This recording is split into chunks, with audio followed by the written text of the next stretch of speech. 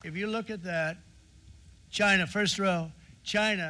আন্তর্জাতিক বাণিজ্যে ট্রাম্প প্রশাসনের শুল্ক নীতির বিতর্কিত অধ্যায় এখন আদালতের কাঠগড়ায়। মার্কিন সুপ্রিম কোর্টের যুগান্তকারী রায়ের পরপরই নড়েচড়ে বসেছে বাড়তি শুল্ক দেয়া বড় বড় কর্পোরেট প্রতিষ্ঠানগুলো। সেই তালিকায় সবার আগে নাম লেখালো বিশ্ববিখ্যাত লজিস্টিক কোম্পানি ফেডেক্স।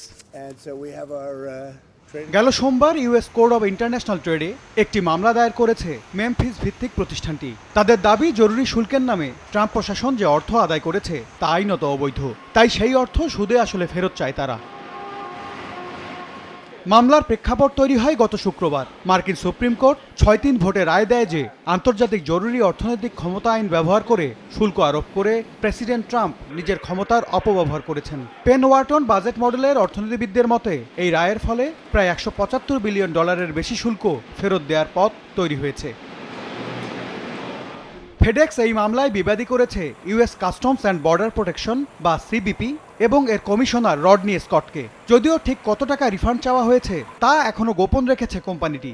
তবে এই মামলাটি একটি চেইন রিঅ্যাকশন শুরু করবে বলে ধারণা করা হচ্ছে।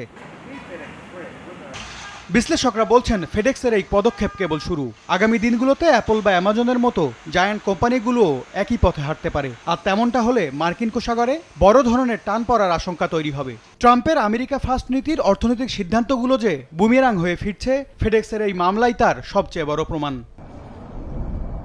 এম এস আরিফিন, সময় সংবাদ।